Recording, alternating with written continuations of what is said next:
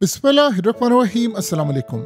Middle east का खेल अब बड़े खतरनाक मोड में दाखिल हो चुका है। तेल की कीमतें इस वक्त बिल्कुल स्काई रॉकेट हैं, आसमान पर जा रही हैं। लेकिन इस सारी सूरत हाल में सबसे अहम तरीन मामला अब सामने आ रहा है कि ईरान के लिए उसको एटमी ताकत कैसे बनाया जाए, उसको न्यूक्लियर वॉरहेड कैसे दिया जाए। अब वो रशिया देगा या नॉर्थ कोरिया देगा, ये बात आप समझ लें।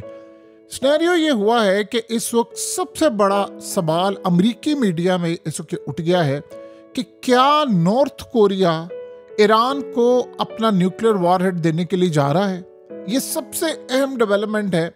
अब आप ये देखिए कि किम जोंग ने ऐलान किया है कि जो अमेरिका ने हमला किया है उससे कहा इसराइल की बर्बरियत सबसे खतरनाक, पूरे मिडिल ईस्ट को वो आग में धकेलना चाहते हैं और अमेरिका और इसराइल इसमें पूरी तरह शामिल है। और उन्होंने कहा कि सबसे बड़ा टाइम अब यह है कि इनके खिलाफ अब खड़ा हो, पूरा वर्ल्ड खड़ा हो जाए। यानी ये असल में इंडिकेट कर रहा है कि वो पूरी तरह सूरत हाल पर नजर रखे हुए है। लेकिन सवाल यहाँ पर यह पैदा होता है कि क्या नॉर्थ कोरिया ईरान को न्यूक्लियर वॉरहेड देने के लिए जा रहा है। अगर ये न्यूक्लियर वॉरहेड आ जाते हैं तो आप ये समझ लें कि उसके बाद फिर जो खित्ते के अंदर तबाही होगी, क्योंकि मामला बड़े खराब होने जा रहे हैं। क्योंकि आज डोनाल्ड ट्रंप ने कह दिया है कि ईरान में रिजीम चेंज का टाइम आ गया है। पहले उन्होंने कहा कि मैं रिजीम चेंज का वर्ड इस्तेमाल नहीं करता, लेकिन अगर इस सूरत हाल के अंदर, यानी आप सोचो, उसने कहा कि पॉलिटिकली करेक्ट नहीं है कि रिजीम चेंज का वर्ड इस्तेमाल किया जाए। उसने कहा लेकिन ईरान का रिजीम ईरानियों को ग्रेट नहीं बना सकता, तो फिर रिजीम चेंज क्यों ना हो वहां पर। तो क्लियरली ये मामला सामने आ रहा है कि अब आयतुल्ला को भी टारगेट करना, पूरे रिजीम चेंज ये करने जा रहे हैं और इसराइल ने यहाँ पर चुप नहीं बैठना। अब सिनेरियो क्या हुआ है? सिनेरियो सबसे बड़ा ये हुआ है, जो स्टेटमेंट दी है रशिया के deputy chair of security council of Russian federation ने, खास तौर पर दिमित्री मेदवेदेव, इन्होंने जो सबसे, क्योंकि पुतिन के राइट हैंड है, जब पुतिन प्राइम मिनिस्टर थे तो ये प्रेसिडेंट थे और हत्ता के पावर सी, लेकिन सारा हुक्म चलता था पुतिन का 2008 से 2012 तक। और इस सूरत हाल के अंदर ये प्राइम मिनिस्टर रहे बाद में 2012 से 2020 तक। तो पुतिन के साथ इनके ताल्लुकात ऐसे हैं, जो बात करते हैं उनकी मर्जी के बगैर नहीं करते। उन्होंने जो बात की है कि बहुत सारी जो कंट्रीज हैं वो ईरान को न्यूक्लियर वॉरहेड देना चाहती हैं। उनमें दो ही कंट्रीज हैं, या रशिया या नॉर्थ कोरिया। नॉर्थ कोरिया के ईरान से अच्छे इतने ताल्लुकात नहीं, लेकिन किम जोंग पुतिन की जेब में है। ये आप ज़हन में रखिएगा। अगर किम जोंग के बाप के साथ भी पुतिन के इतने गहरे ताल्लुकात थे और किम जोंग के साथ भी बहुत अच्छे ताल्लुकात है पुतिन के, यानी आप ये समझ लें कि चाइना से भी ज़्यादा शायद अगर अच्छे ताल्लुकात हैं किसी के, तो वो पुतिन के हैं। और आपको पता है कि यूक्रेन की जंग में भरपूर असला नॉर्थ कोरिया ने दिया, अपनी फौज तक भेजी है। इस सूरत हाल के अंदर सबसे अहम डेवलपमेंट है कि अमेरिका के अंदर, जब एक तो नॉर्थ कोरिया ने बात कह दी, रशियन खास तौर पर इस शख्स की जानिब से जो बात है, उसके बाद अमेरिका को तशवीश हो रही है कि ये मामला क्या है, ये खतरनाक सूरत हाल क्यों पैदा हो रही है यहाँ पर, और क्यों नॉर्थ कोरिया करने जा रहे हैं। देखिए, सबसे पहला सवाल ये है कि क्या नॉर्थ कोरिया ईरान को न्यूक्लियर वॉरहेड देने के लिए जा रहा है। क्योंकि दो ही कंट्रीज हो सकती हैं जो दे सकती हैं, या नॉर्थ कोरिया है या फिर रशिया खुद है। अब इनके मुताबिक कौन देने जा रहा है? देखिए, रशिया खुद दे सकता है, इसमें कोई दो राय नहीं है। जब मामला आ गया, आपको पता है कि रशियन मीडिया पर इस वक्त डिस्कस हो रहा है कि अगला नंबर रशिया का है। नॉर्थ कोरिया ने जो स्टैंड इजराइल के खिलाफ लिया है, आप सोच लें, वो सही मायनों में एक तगड़ा स्टैंड है। और अमेरिका के खिलाफ तो आपको पता है किम जोंग हमेशा कहता है कि मेरी टेबल के नीचे बटन है, मैंने जब बटन दबाना है और अमेरिका ने टुकड़े टुकड़े हो जाना। उनके पास ऐसे मिसाइल हैं, इतने खतरनाक मिसाइल है कि न्यूक्लियर वॉरहेड लगे और तबाह हो जाए। और नॉर्थ कोरिया के जो मिसाइल, तो आप छोड़ दो, उनके जो न्यूक्लियर वॉरहेड हैं वो हर चीज में फिट आ जाते हैं। यानी ईरान के जितने भी मिसाइल्स हैं उनमें फिट आ जाते हैं। और वो, यानी ईरान और नॉर्थ कोरिया दो ममालिक हैं जो रूस को मुकम्मल तौर पर इस वक्त असला दे रहे हैं, मिसाइल दे रहे हैं, तमाम चीजें, और इसीलिए वो टिका हुआ है। अब यहाँ पर जाहिर सी बात है, दोनों में किसी को भी मसला होगा तो पुतिन मदद करने के लिए आएगा। अब वो एक दूसरे के थ्रू करवाए या कैसे भी। अब यहाँ सवाल ये है कि नॉर्थ कोरिया दे सकता है, बिल्कुल वो दे सकता है। उसकी रीज़न ये है कि जो पुतिन कहेगा वो करेंगे, उसमें सबसे ज़्यादा उनका फ़ायदा है। उनको माशी से लेकर तमाम चीज़ों का फ़ायदा फिर मिलता है, चाइना से भी और बहुत सारी सूरत हाल। तो अब ये बात आप अच्छी तरह समझ लें कि मामला कहाँ पर जा रहे हैं। इसके बाद अगर सवाल ये पैदा होता है कैसे दे सकते हैं। देखिए, अगर ईरान को मिल जाता है न्यूक्लियर वॉरहेड तो इसराइल और अमेरिका चाहेंगे कि हम उसको तबाह करने की कोशिश करें। सबसे पहले तो वो ये चाहेंगे।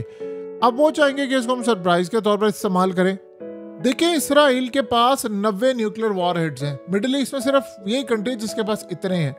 अब अगर ये अटैक कर देते हैं ईरान के ऊपर, और ये कर सकते हैं, ये एटमी हमला करने से बाज नहीं आएंगे, ये आप ज़हन में रख लें, तो फिर ईरान के पास क्या जवाब होगा? फिर खाली मिसाइल तो नहीं मार रहे, हाइपरसोनिक मिसाइल तो नहीं मार रहे, फिर तो आप न्यूक्लियर वॉरहेड आपने नस्ब कर ली है और आप पैगाम दे देंगे हम अटैक करने के लिए जा रहे हैं। तो ये कहानी ही खत्म हो जाएगी कि ईरान एटमी ताकत बने ना बने, है नहीं है, कितना यूरेनियम है, अमेरिका ने हमला किया वो बच गए हैं, जो भी सूरत हाल होगी उसमें बच जाएंगे।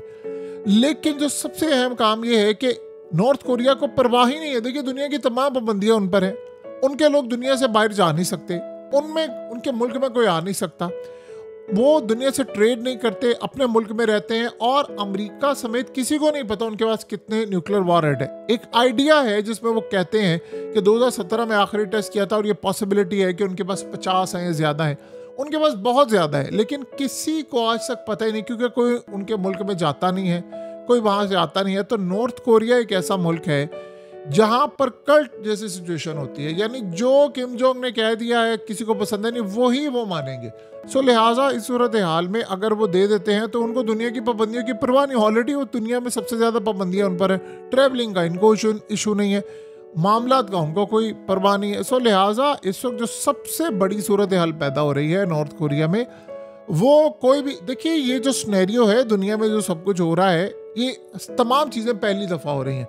यानी आप सोचें, अमेरिका के प्रेसिडेंट ने ये काम किया, अटैक कर दिया, इजराइल ने अटैक कर दिया न्यूक्लियर फैसिलिटीज़ पर, इस तरह तो पहली दफ़ा हो रही है। अमेरिका पर अब अटैक होने के लिए जा रहा है, इजराइल पर आज से पहले इस तरह के कभी अटैक नहीं हुए, उड़ा कर रख दिया है अगलों ने। जो अब होने के लिए जा रहा है वो पहली दफ़ा, उसमें पॉसिबिलिटी है बिल्कुल नॉर्थ कोरिया दे सकता है, उनको दुनिया की किसी की चीज़ की परवाह नहीं, लेकिन वो जाहिर सी बात है अपना गेन हासिल करेंगे। क्योंकि देखिए, एक बात ध्यान में रखिएगा, सबको ये बात पता चल गई है, 4-5 कंट्रीज है जिनको टारगेट करना है, मेन टारगेट करना है, ये आप समझ लें अच्छी तरह। एक है ईरान जिसको उन्होंने टारगेट किया है और वो मजीद करेंगे, दूसरा है रशिया, तीसरा है चाइना, और उसके बाद आता है नंबर नॉर्थ कोरिया का, और इसमें पाकिस्तान भी शामिल है। पाकिस्तान को भी दुश्मन बड़ी बुरी निगाह से देखती हैं, और आपको पता है कि इजरायली प्रोफेसर ने अभी रिसेंटली जो बात कह दी उसने तो क्लियरली कहा है कि इसराइल अब ईरान के बाद पाकिस्तान की तरफ जा रहा है। तो किसी को भी वो नहीं देखते, और सबको ये बात पता चल गई है। इसीलिए नॉर्थ कोरिया अपना न्यूक्लियर वॉरहेड दे सकता है, रशिया खुद दे सकता है, बताए बगैर दे सकते हैं, और ऐसे देंगे कि पता भी नहीं चलेगा। सो लिहाजा अब वो टाइम चला गया है कि कोई एटमी ताकत हो या ना हो।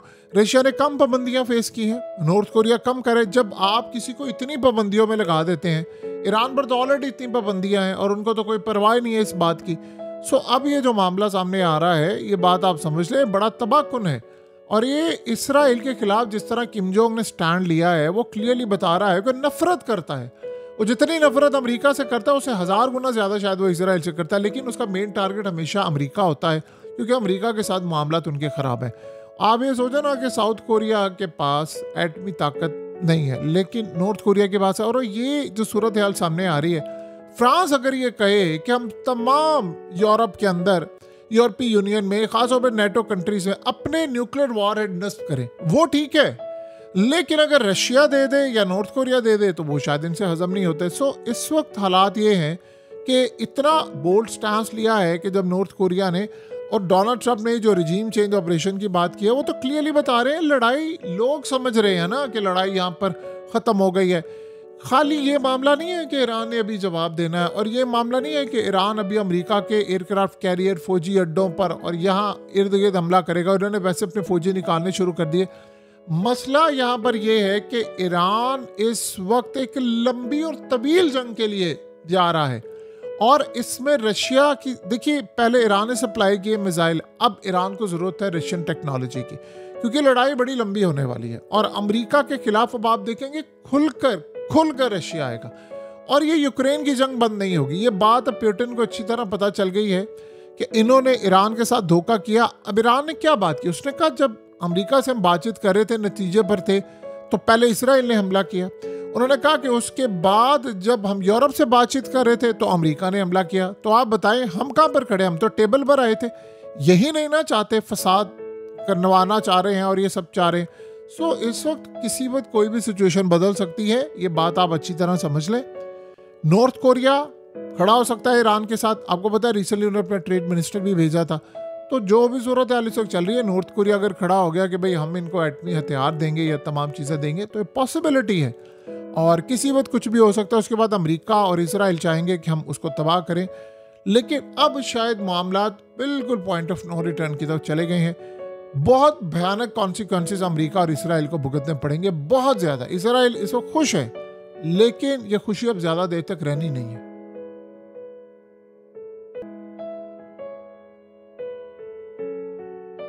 हकीकत टीवी को सब्सक्राइब करना मत भूलें, वीडियो को लाइक करें, शेयर करें और कमेंट सेक्शन में अपनी राय का इजहार ज़रूर करें।